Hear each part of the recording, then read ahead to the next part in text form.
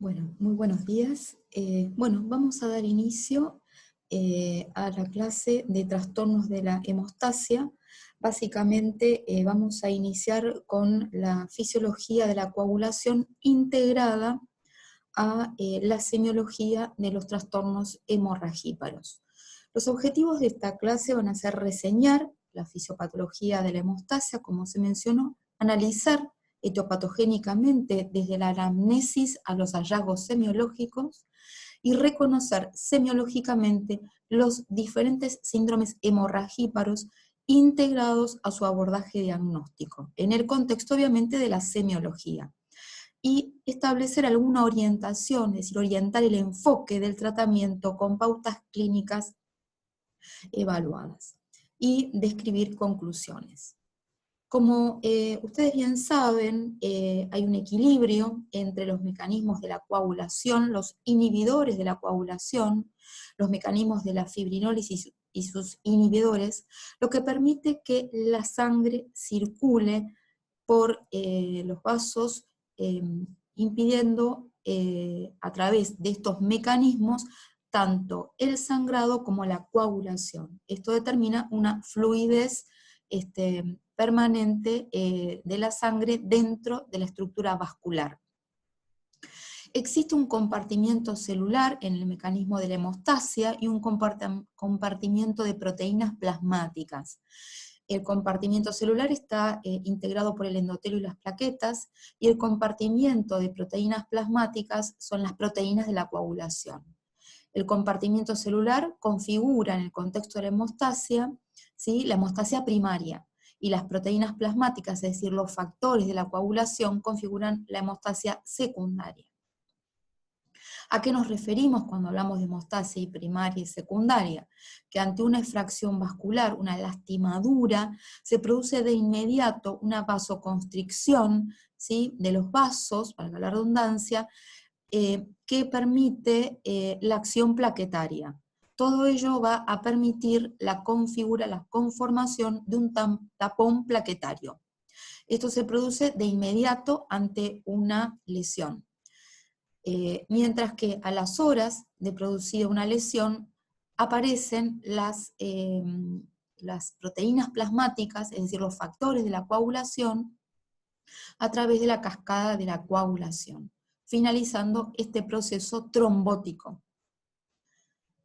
Entonces, los factores de la coagulación, estas proteínas plasmáticas, esta hemostasia secundaria, se dividen en dos partes desde el punto de vista didáctico, pero en realidad están interconectadas a través del factor 10. ¿Sí? Pero desde el punto de vista didáctico y desde el punto de vista cómo exploramos funcionalmente y fisiológicamente a un paciente que tiene un sangrado, tenemos la exploración de los factores a través de la vía intrínseca y de la vía extrínseca. ¿Sí? La vía intrínseca, ¿sí?, está conformada desde un inicio por los factores 11 y 12, seguidos del factor 8 y 9, y a continuación comienzan a actuar en esta vía intrínseca los que pertenecen a la vía final común y que son compartidos también por la vía extrínseca, que son el factor 10, el factor 5, siempre con el accionar de los fosfolípidos. Ellos van a actuar sobre la protrombina para activarla en trombina, y todo ello actúa sobre el fibrinógeno para transformarlo en fibrina. La fibrina inicialmente no tiene la contextura del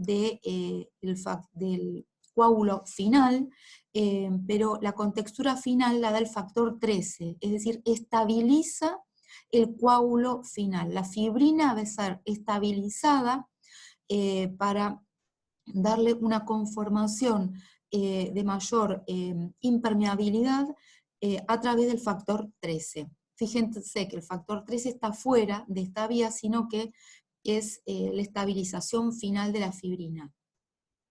La vía extrínseca va a estar dada por el factor tisular, ¿se acuerdan? Y el factor 7, que va a actuar sobre la vía final común, que sería el factor 10, factor 5, factor 2 y factor 1. ¿Sí? Recuerden, protrombina y fibrinógeno. El objetivo final es este, el transformar la protrombina en trombina y el fibrinógeno en fibrina. Ese es el objetivo final de ambas vías, tanto la intrínseca como la extrínseca. Por eso la vía final común, entonces va a estar representada por el factor 10, 5, 2 y 1. Eso es vía final común. Es la finalidad de las dos, de la vía intrínseca y de la vía extrínseca, lo que los va a diferenciar quiénes la gatillan.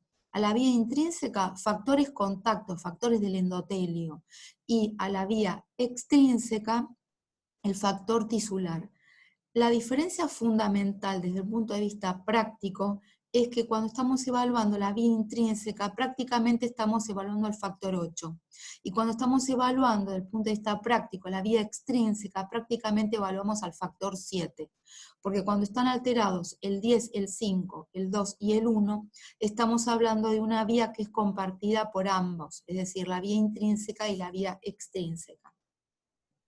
Entonces, el objetivo de ambas vías de los factores de la coagulación es generar trombina, y la trombina, ¿sí?, al fibrinógeno en fibrina.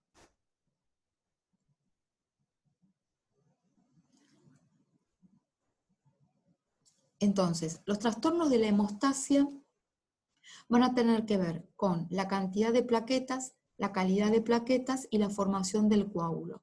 Todos estos trastornos, ¿sí?, van a manifestarse con síndromes hemorragíparos. Entonces, ¿en qué pacientes, desde el punto de vista semiológico, vamos a pensar en un trastorno de la hemostasia cuando confeccionamos la historia clínica? Es muy importante en el interrogatorio, cuando estamos confeccionando la historia clínica, primero la historia familiar. Si hay familiares con síndromes hemorragíparos, porque después en las próximas clases vamos a ver que hay patologías congénitas, como la hemofilia, y que ya se ve la enfermedad de von Willebrand congénita, que sería la hemofilia prevalente más del adulto.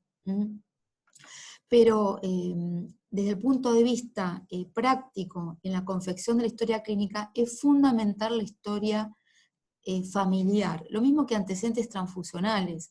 Si tuvimos una mínima cirugía que requirió muchas transfusiones, y evidentemente puede llegar a haber algún trastorno de la coagulación.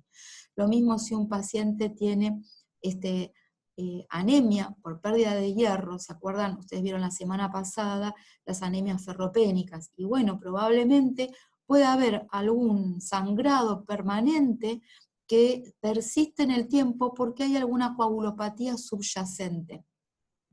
Lo mismo que los pacientes con menorragia, es decir, una menstruación que dura más de lo normal, o metrorragia cuando es muy abundante. ¿Se acuerdan cuando vieron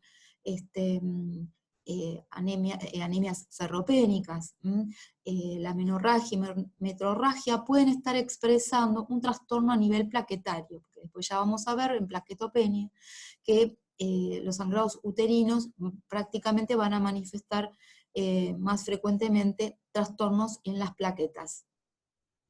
La vitamina K, ¿sí? Que es la responsable de la síntesis de los factores K dependientes, que son los factores 2, 7, 9 y 10. Aprovecho para comentarles que todos los factores de la coagulación, menos el factor 8, se sintetizan en el hígado. Y los que dependen de la vitamina K son el 2, 7, 9 y 10. Entonces, la vitamina K en general es aportada por la dieta y las bacterias intestinales. Cuando uno utiliza antibióticos, lo que produce una disbacteriosis, se altera toda la flora bacteriana, y esto hace que se altere la vitamina K, y en este sentido se van a alterar los factores 2, 7, 9 y 10. Es importante la dieta en el sentido que explicamos recién, es decir, a través del déficit de vitamina K. Las enfermedades hepáticas, por lo que expliqué recién, es decir, el hígado es el órgano fundamental donde se sintetizan todos los factores de la coagulación, menos el factor 8, que se sintetiza en general en el sistema retículo endotelial. Y las patologías renales. ¿Se acuerdan que la uremia, el exceso de uremia en sangre altera la función plaquetaria? ¿Se acuerdan los sangrados que veíamos en el paciente con insuficiencia renal crónica, que tenía gastritis y trastornos coagulopáticos, púrpura renal, etc.? Es muy importante en el interrogatorio si el paciente nos consulta por sangrados mucocutáneos. Los sangrados cutáneos, que a continuación vamos a explicar, son las petequias, es decir, manchas eritematoviolaceas que no desaparecen con la vitropresión y que son del tamaño de la cabeza de un alfiler, y que expresan un trastorno en las plaquetas, en calidad o cantidad, porque son sangrados dérmicos de los capilares que no pueden lograr su obstrucción vascular, la formación de trombos por el trastorno de las plaquetas. Mucocutáneo, el mucoso sería sangrados de encías. Las encías que sangran fácilmente pueden estar expresando un déficit plaquetario. La extracción dental es la mejor expresión semiológica y fisiopatológica para representar los sangrados y el comportamiento, si es un trastorno de la hemostasia primaria o secundaria. Si cuando vamos al dentista y tenemos un sangrado mientras nos están extrayendo la muela o el diente, significa que es un trastorno de la hemostasia primaria. Los trastornos por la vasoconstricción y un problema plaquetario son de inmediato al proceso de la lesión, mientras que cuando hay un problema a nivel de los factores de la coagulación, el sangrado va a ser tardío, cuando llegamos a nuestras casas después de varias horas. La misma instancia tenemos que reproducirla en cualquier situación de traumatismo o cirugías. Entonces, ante una cirugía, el sangrado durante la cirugía es un problema de las plaquetas o de los vasos. Tardío es por los factores de la coagulación. El antecedente de un traumatismo, ¿cómo es el comportamiento de nuestro organismo desde la hemostasia ante un traumatismo? Si el traumatismo es pequeño, un traumatismo pequeño o un golpe pequeño, pero el sangrado es importante, esto nos está hablando de un trastorno de la coagulación. Y repito, a nivel de la cirugía, si el sangrado es precoz en el momento de la cirugía, el momento del trauma va a ser un problema de los vasos o de las plaquetas. Si es tardío, son los factores de la coagulación. Semiológicamente, entonces repetimos, los sangrados mucocutáneos son problemas de las plaquetas. Los mecanismos de la formación del coágulo, es decir, los trastornos a nivel de los factores de la coagulación, no solamente son tardíos, sino son profundos, ¿sí? Como hematomas importantes en profundidad, retroperitoneales, es decir, son en profundidad, en vez de los de plaquetarios y vasculares son mucocutáneos. Las hemartrosis, es decir, a nivel de la sinovial, los sangrados, que es muy típico de los pacientes con hemofilia, son también profundos y son producidos por los déficits de factores de la coagulación. Fíjense, hacia la izquierda de la pantalla tenemos un hematoma, ¿sí? Es una equimosis por fuera, es decir, la lesión en piel, es una púrpura extensa, pero que va en profundidad. Eso es un hematoma. Obviamente lo tenemos que palpar. Sería vulgarmente hablando el chichón cuando nos golpeamos. Tenemos un golpe que rápidamente desaparece y es pequeño. Cuando es muy grande y en profundidad, es un hematoma que nos habla de trastornos de los factores de la coagulación. Obvio que a veces sin tener problemas de los factores de la coagulación, el golpe fue muy intenso y obviamente vamos a tener un hematoma. Y lo mismo que la hemartrosis, pero si es ante un mínimo traumatismo se desencadenan estos procesos, vamos a hablar que hay un síndrome hemorragíparo. Fíjense las petequias, abajo a la izquierda, cabecita de alfiler, ruptura capilar de la dermis, comprimimos esos puntitos rojitos y no desaparecen a la vitropresión. Abajo a la derecha tenemos ampollas hemorrágicas. Eso es cuando bajan las plaquetas y están por debajo de 5.000 por milímetro cúbico, que es un sangrado que aún no teniendo ese recuento plaquetario, ya tenemos que estar llamando a hemoterapia para transfundir plaquetas, siempre y cuando no tengan alguna de las patologías que vamos a ver en la clase de plaquetopenia. Fíjense la palidez de la uña y la palidez de las mucosas. ¿Sí? Eso nos está hablando de que esta paciente tiene plaquetopenia y anemia, probablemente tenga una leucemia. Bien, si tenemos un paciente con sangrado, ¿cuál es el primer diagnóstico que debe hacerse un paciente? Es decir, el primer reconocimiento semiológico. Tenemos que pensar en el mecanismo, tenemos que pensar en la topografía, tenemos que pensar en la severidad o en el laboratorio. Bueno, lo primero que tenemos que ver es si amenaza la vida. Vieron que yo en todas las clases hago hincapié en las situaciones de amenaza vital, porque es lo primero que tenemos que definir cuando estamos evaluando una patología, ¿sí? ¿Qué es un sangrado mayor?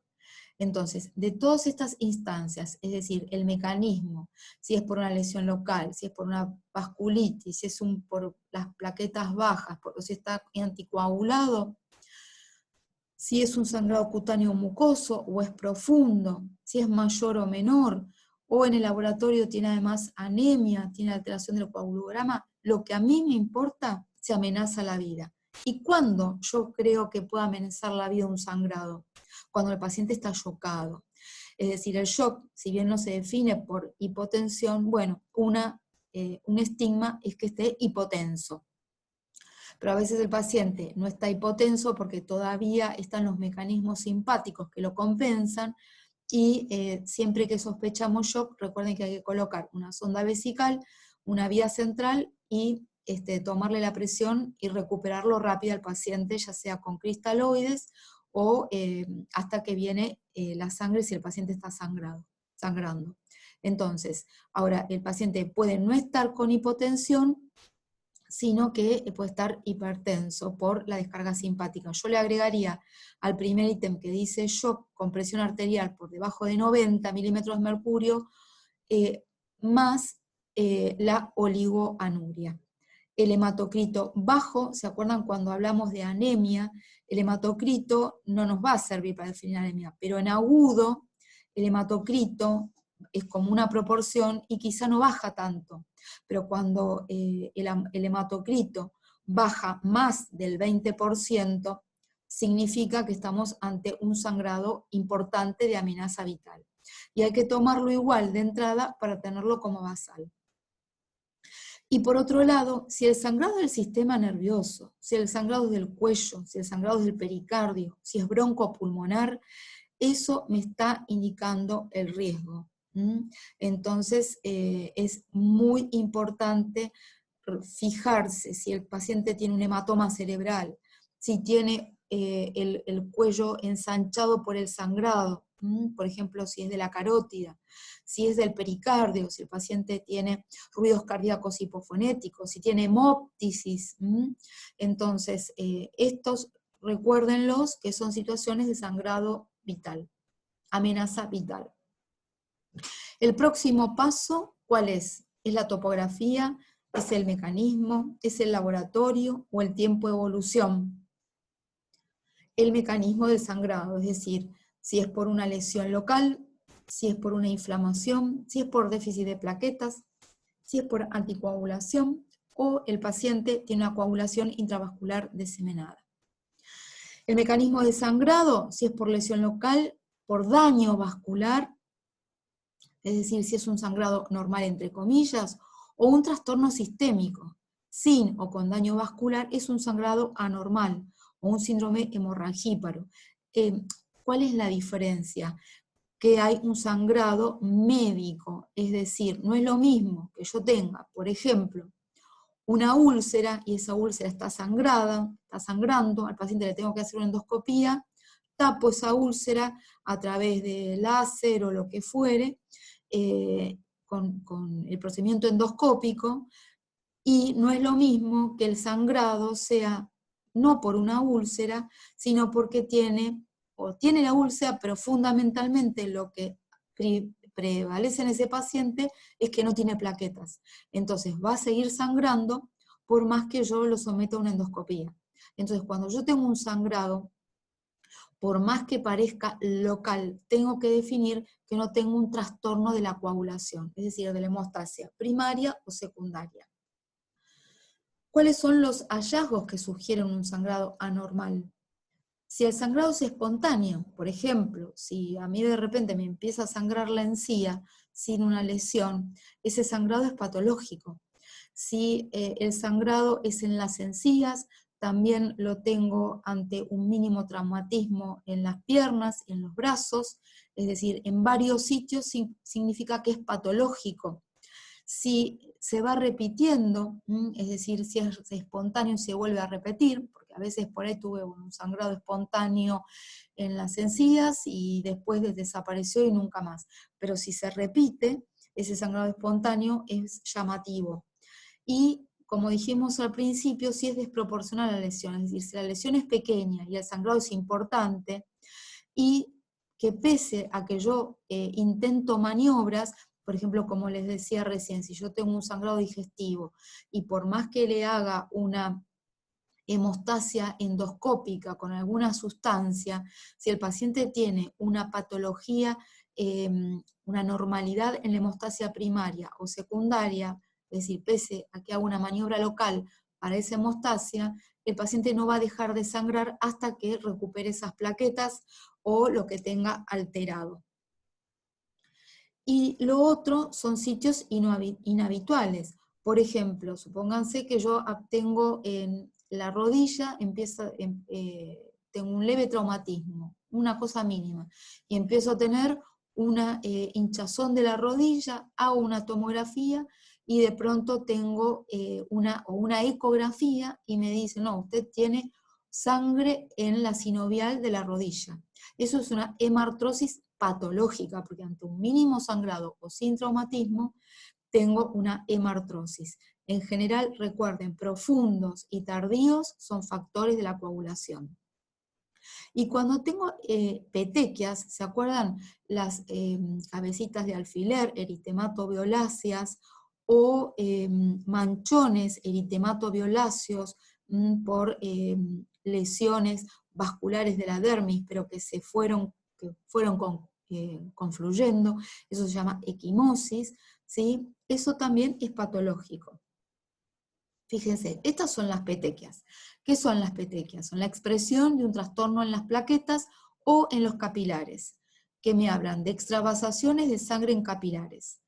En general son menos de 3 milímetros en cualquier órgano, y tengo que diferenciar de las máculas o pápulas. Parecen máculas o pápulas, pero cuando las toco, ¿sí? Desaparecen a la vitropresión, no desaparecen a la vitropresión, la mácula y la pápula desaparecen a la vitropresión.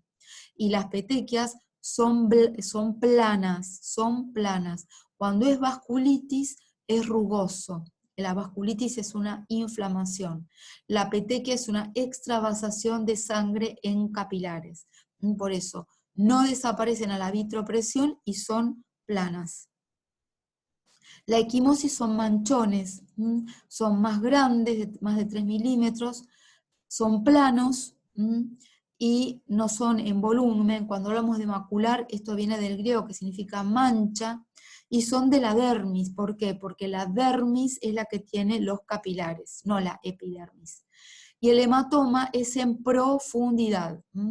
Cuando yo toco ese hematoma, se va hacia adentro.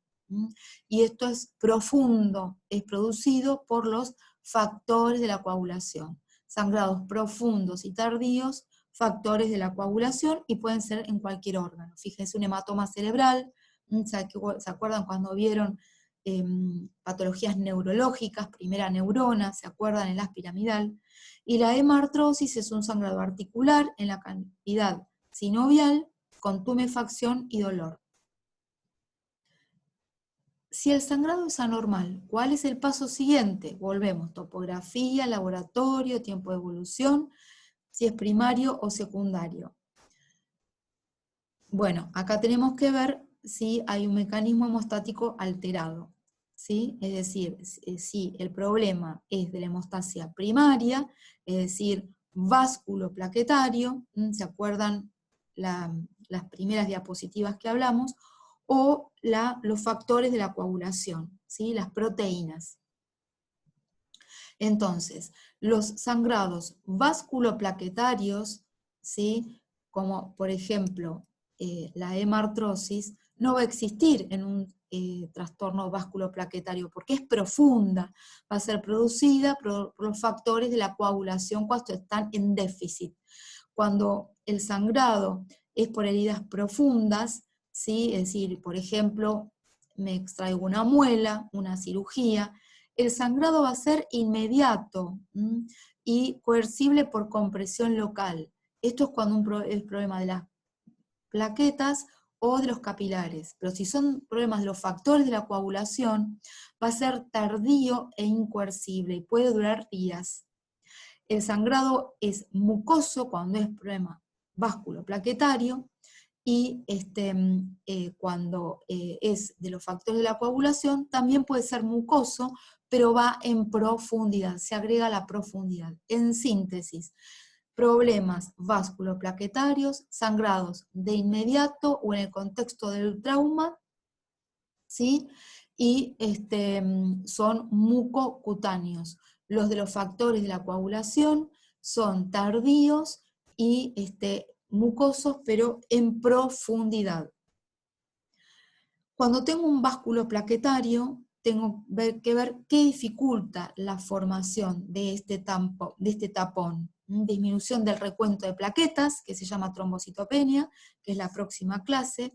Si hay una trombocitopatía, la plaqueta está enferma, por ejemplo, una insuficiencia renal crónica, donde la uremia me altera la fortaleza de la plaqueta, o la pared vascular, una vasculopatía, por ejemplo, el síndrome de Cushing, una vasculopatía del anciano por déficit de vitamina C, etc. Bien, ¿cuánto es el valor de plaquetas normales? El valor de plaquetas normales es entre 300.000 hasta 400.000 plaquetas por milímetro cúbico. En general, cuando yo tengo menos de 150.000 plaquetas, hablo de plaquetopenia. Entonces, plaquetas normales entre 300.000 y 400.000 plaquetas por milímetro cúbico. Recuerden que no tienen núcleo las plaquetas, son fragmentos celulares. Y menos de 150.000 hablo de plaquetopenia. Pero cuando tengo más de 100.000 por milímetro cúbico microlitro, es decir, entre 100.000 y 150.000, el tiempo de sangría está normal, pero tampoco hay riesgo de sangrado. Ojo cuando tengo entre 50.000 y 100.000 plaquetas por milímetro cúbico o microlitro. El tiempo de sangría va a estar entre 5 y 10 minutos y el riesgo de sangrado es mínimo, es decir que prácticamente no tengo nada alterado. Pero cuando tengo entre 20.000 y 50.000, ya voy a tener una prolongación del tiempo de sangría, que normalmente es de 5 minutos, y el riesgo de sangrado es ante lesiones leves. Cuando tengo menos de 20.000 plaquetas, ya el tiempo de sangría es más de 20 minutos y el sangrado es espontáneo. Entonces, tengo que establecer en la trombocitopenia, en el examen físico, la severidad. ¿Cuáles son los premonitorios de sangrado mayor? Las hemorragias, las ampollas hemorrágicas. Las ampollas hemorrágicas en boca. Esto es diagnóstico de sangrado inminente en el sistema nervioso central. Amenaza vital. Amenaza vital. Bien, y esto me habla que el paciente tiene menos de 5.000 por milímetro cúbico, que habíamos visto en neurología, que era como ver el sistema nervioso central, el fondo de ojo. Cuando yo tengo sangrado en el fondo de ojo, ahí lo estamos señalando, eso es sangrado en el sistema nervioso. Y si está comprometida alguna víscera, mucoso o cutáneo. En un sangrado por trastornos de la coagulación plasmática, ¿sí? Tenemos que ver entonces cuál es la situación, si hay un déficit de un factor, si es congénito o adquirido, o son muchos factores, ¿sí? Que sean congénito o adquirido. Es raro que varios factores estén en déficit en un adulto en forma congénita. En general, el clásico es una hepatopatía. ¿Se acuerdan cuando vieron cirrosis? ¿Se acuerdan cuando vieron fallo hepático? Que el paciente sangraba por todos lados, porque están alterados todos los factores de la coagulación. Inicialmente se va a afectar el factor 7, por eso inicialmente se altera la vía extrínseca, pero ya en la hepatopatía ya avanzada se va a alterar tanto la vía intrínseca como la extrínseca. Posteriormente tenemos el déficit de vitamina K, es muy frecuente, ¿se acuerdan los factores 2, 7, 9 y 10? Y la coagulación intravascular diseminada, que consume todos los factores de la coagulación. Estos tres son los que más afectan a todos los factores de la coagulación, ¿sí? Y la otra cosa es ver si hay un inhibidor, si hay inhibidores de un factor de la coagulación, que son anticuerpos, que se sintetizan ante situaciones específicas, como por ejemplo hepatopatías crónicas, embarazo, etcétera, que destruyen al factor 8, o múltiples factores de la coagulación, como por ejemplo la heparina, que justamente es un tratamiento, es un fármaco que se usa para contrarrestar a los factores de la coagulación como tratamiento en las síndromes de hipercoagulabilidad o cuando hay, por ejemplo, una embolia de pulmón. Y la otra instancia es cuando hay aumento de la fibrinólisis. ¿Se acuerdan de las primeras diapositivas del equilibrio entre la fibrinólisis y los inhibidores? Que normalmente no se activa por los inhibidores esta fibrinólisis, pero esta fibrinólisis puede ser por medicamentos, por insuficiencia hepática, porque los inhibidores de la fibrinólisis se sintetizan en el hígado. Entonces, si yo tengo un fallo hepático, también tengo aumento de la fibrinólisis. Y en algunos tumores, como el cáncer de páncreas, y en situaciones como la circulación extracorpórea, cuando se hace el bypass cardiopulmonar, a través de los fármacos que se utilizan para mantener el corazón en el proceso del bypass cardiopulmonar. De esto lo más importante que tienen que recordar, que puede haber inhibidores, como los anticuerpos contra el factor 8, ojo, no confundir esto con el síndrome antifosfolípido, que ya lo vamos a explicar después en la semana, y de la fibrinólisis, el aumento en la insuficiencia hepática. Bueno, esto es un poco lo que ya les expliqué. Sitio de sangrado. Sangrado posterior a un corte, petequias, equimosis, hemartrosis, hematomas musculares y profundos, sangrado posterior a una cirugía. Entonces, si el sitio es mucocutáneo, es plaqueta. Si el sitio es mucoso y en profundidad, o las sinoviales de las articulaciones, factores de la coagulación. Si es inmediato al corte, ¿sí? Es plaqueta. Cuando hay petequias, es problema de las plaquetas. Cuando hay equimosis, problemas de las plaquetas. En general, cuando hay hemartrosis y profundidad, hay problemas de los factores de la coagulación. Y después de una cirugía, el sangrado es de inmediato. Si es tardío, es por los factores de la coagulación. ¿Cómo confirmamos los hallazgos del interrogatorio y del examen físico? Vienen los test de laboratorio, que hay generales, como el recuento de plaquetas, sangría, protrombina, el tiempo de trombina, que en realidad el tiempo de trombina no lo pondría como general. Yo acá se los puse porque estaba así en la mayoría de los trabajos que yo revisé, pero en general yo pondría como generales plaquetas, sangría, protrombina y KPTT. Test específicos: frotis de sangre periférica, le agregamos la trombina, El tiempo de trombina que les expliqué recién lo ponemos en específicos, frotis de sangre periférica, agregación plaquetaria, factor de la coagulación o determinación del factor 13. Cuando le pregunten cuáles son los test generales más importantes para estudiar la hemostasia, recuento de plaquetas, tiempo de sangría, protrombina y KPTT. Esos 4. Recuento de plaquetas. Tenemos el automatizador, que son los laboratorios, son las máquinas que hacen la lectura sin el conteo de 1 a 1. Y el problema de estos contadores automatizados, hacen un conteo a ciegas porque lo hace una máquina, y a veces están agrupadas. Cuando ustedes extraen la sangre, utilizan a veces un anticoagulante que es el ETA, que cuando uno va a hacer recuento plaquetario, hay que tratar de no utilizarlo porque aglutina las plaquetas. Entonces, tenemos que hacer el conteo a través del frotis, ¿sí? O con otros anticoagulantes. Si lo hacemos con el frotis, ¿se acuerdan que yo les había explicado en el práctico? Bueno, para los que no estuvieron en mi práctico, se pincha una yema del dedo, se pasa por un portaobjetos arrastrado por otro portaobjetos esta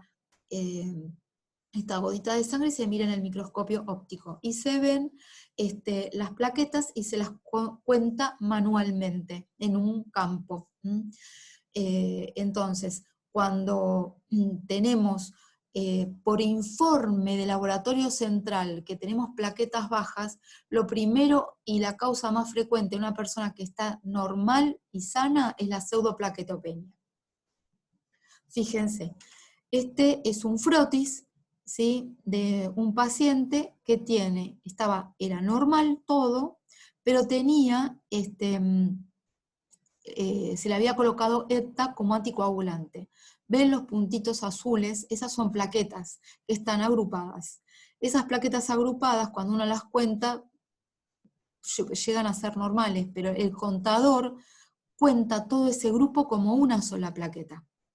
Y a veces también cuando las plaquetas son grandes, en las anemias megaloblásticas, ¿se acuerdan que están los glóbulos blancos aumentados en tamaño, los glóbulos rojos aumentados, los glóbulos blancos y las plaquetas aumentadas en tamaño? Entonces la máquina va a contar menos plaquetas, pero porque están grandes. Si yo le hago el frotis y veo que están grandes, me doy cuenta la pseudoplaquetopenia. Igual en este frotis veo algunos eritrocitos como agrupados en pilas de monedas, ahí veo el núcleo del neutrófilo polilobulado, puede tener alguna patología. Pero acá el concepto que les quiero transmitir, que cuando están agrupadas por el ETA, es la primera causa de pseudoplaquetopenia. El ácido etilendiaminotetracético beta es el que las agrupa. El tiempo de sangría. ¿Qué es el tiempo de sangría? Bueno, el tiempo de sangría es muy importante cuando se van a hacer una cirugía, cualquiera que fuere, porque me evalúa el tiempo que interviene la hemostasia primaria, la vasoconstricción y las plaquetas.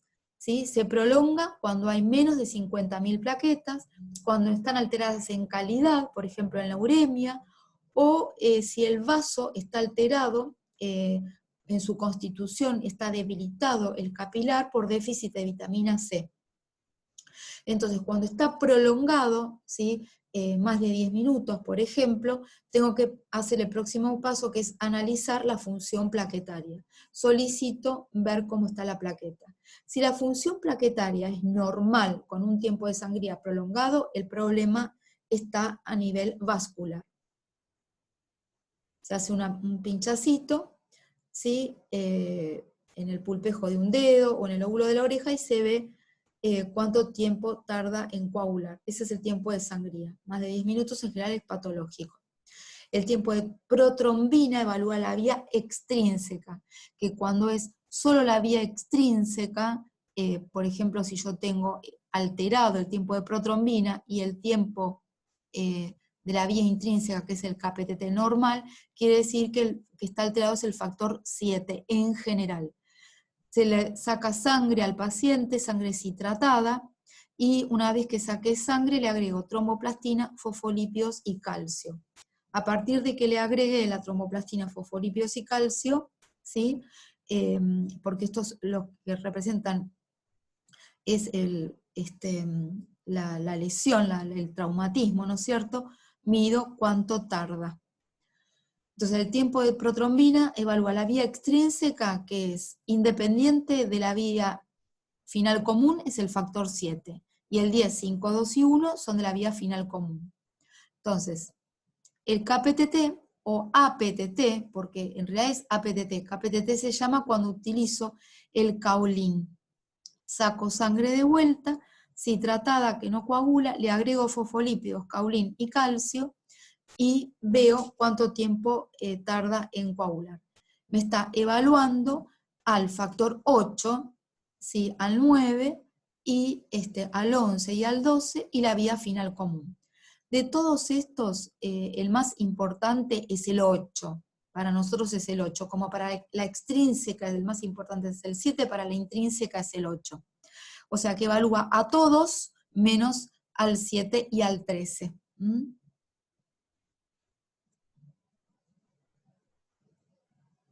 La prolongación del KPTT puede deberse a déficit de los factores, ¿sí? Corrige con plasma, es decir, porque falte factor 8, cuando es prolongación del KPTT solo con quick normal. Entonces, quick normal con KPTT prolongado, ¿sí? Entonces, cuando hay déficit, corrige con plasma. Si hay un anticuerpo que destruye el factor 8, por más que yo le agregue plasma, es decir, le agrego plasma porque le agrego factor 8, ¿sí? Por más que le agregue plasma, no va a corregir. ¿Por qué? Porque tiene anticuerpos que lo destruyen. Esta es la forma de diferenciar cuando yo tengo un KPTT prolongado, si ese KPTT prolongado es por un problema de factores o por los anticuerpos. ¿Se acuerdan que habíamos dicho hoy?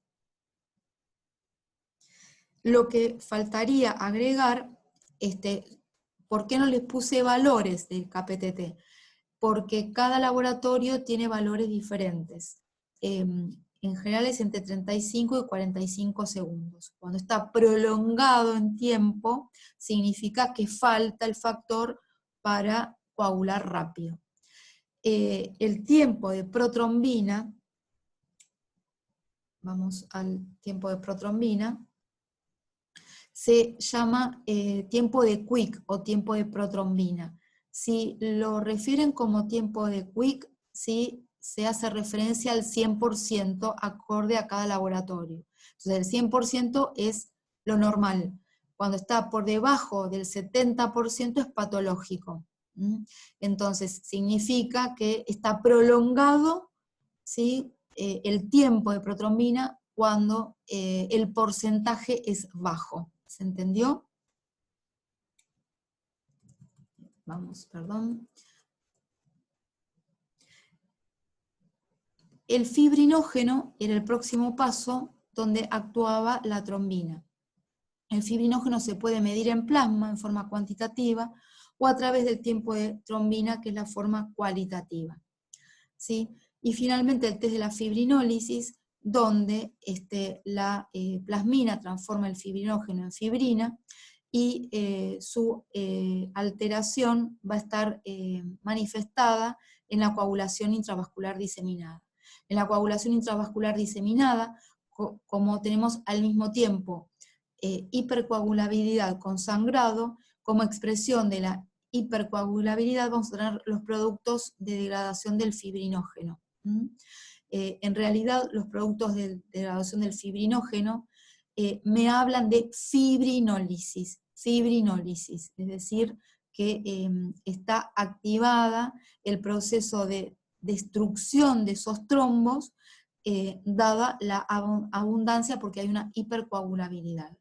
Como expresión de esa hipercoagulabilidad vamos a tener incremento del dímero D, que es específico de la degradación de la fibrina e indica trombosis.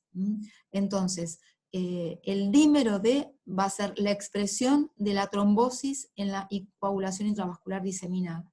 Después van a ver en otras patologías que se usa, como el tromboembolismo de pulmón, pero que a veces es inespecífico y su valor es predictivo o negativo. Es decir, que cuando yo tengo sospecha de TEP y me da negativo, ahí tiene valor, no cuando me da positivo, porque en el contexto, por ejemplo, de un paciente internado, a veces es muy inespecífico. Sobre estos dos puntos, PDF y dímelo D, vamos a volver a hablar en la clase de coagulación intravascular diseminada. Como conclusiones, ¿qué tendrá el paciente en el laboratorio de hemostasia si tiene púrpura vascular? Estas preguntas me las van a tratar de responder a través de las diferentes comisiones por vía mail, ¿sí? Entonces, si tiene púrpura vascular, si tiene plaquetopenia, si tiene trastornos cualitativos de las plaquetas, si tiene hemofilia y si tiene enfermedad de von Willebrand. Todo esto, espero que el viernes me lo envíen por mail, porque lo vamos a ir describiendo en el transcurso de la semana integrado a esta clase. Y a modo de síntesis, recordemos que si el paciente tiene un problema a nivel vascular, ejemplo, una vasculopatía, ¿qué vasculopatía muy frecuente podemos ver en la práctica diaria? Y la gente anciana. La gente anciana tiene una gran debilidad por déficit de vitamina C o por la edad, van perdiendo el colágeno de sus vasos, y aparece lo que se llama la púrpura vascular. ¿Vieron? Equimosis en las manos, que es muy frecuente verlo eso en la gente anciana, muy parecido a la púrpura vascular que se ve en la enfermedad de Cushing. Entonces, los pacientes con una vasculopatía, obviamente van a tener la sangría alterada, o sea, la hemostasia primaria, pero cuando le hacemos el estudio de las plaquetas van a ser normales, el tiempo de protrombina va a ser normal, el KPTT va a ser normal, el tiempo de trombina va a ser normal y el fibrinógeno va a ser normal.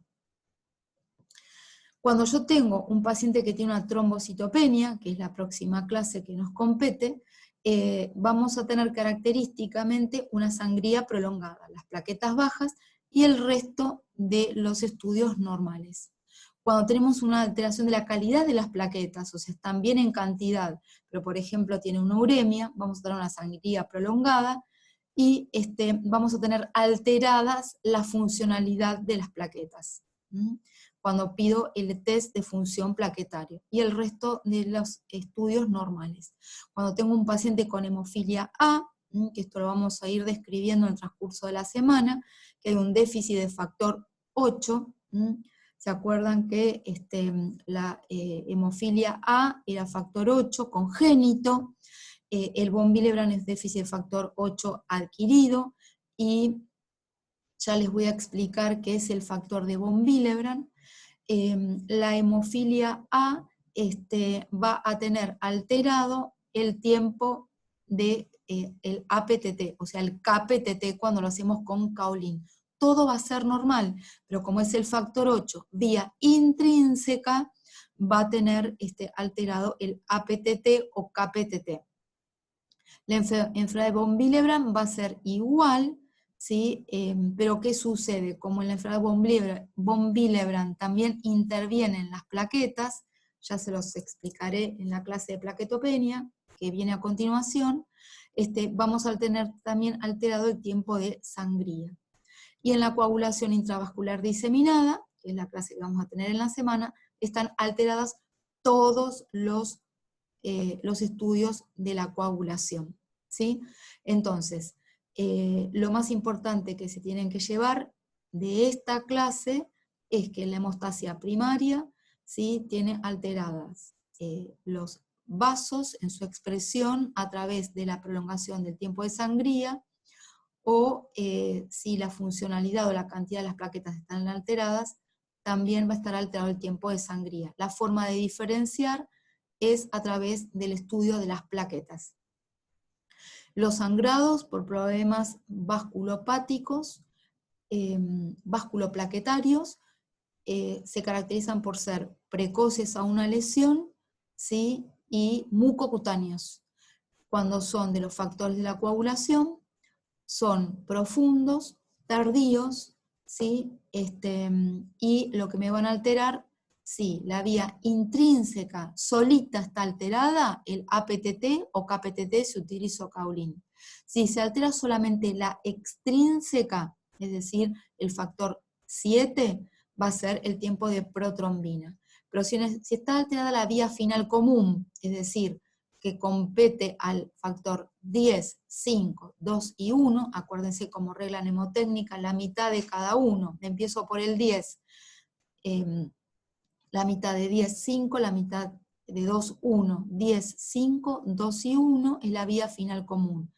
Cuando, por ejemplo, tengo una enfermedad hepática que me sintetiza a los factores de la vía final común, obviamente voy a tener alterados tanto el tiempo de protrombina, ¿sí? O el tiempo de Quick y el KPTT. Bueno, durante la semana vamos a ir intensificando y trabajando sobre estos conceptos y nos vemos en la próxima clase del paciente con plaquetopenia. Bueno, muchas gracias.